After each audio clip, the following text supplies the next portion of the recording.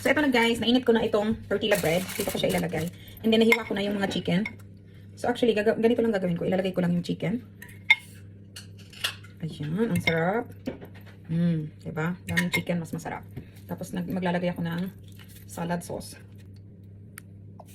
And then, lalagyan ko siya ng vegetables. Siyempre, tomatoes. And we love onions. So, madaming onions dapat. Ayan. Pepper. And itong cucumber. Ganito ko hiwain to. Ayan. So, syempre, maglalagay ako ng salad. Ayan. Para mas masarap.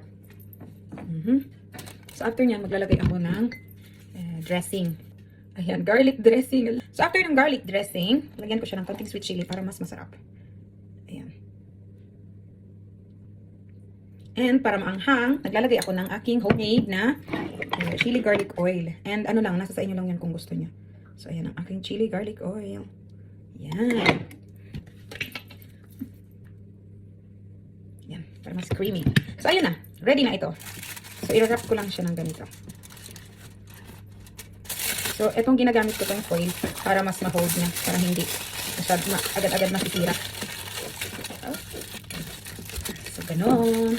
And ready na to eat ang aking chicken kebab. Super yummy guys. Ayan na.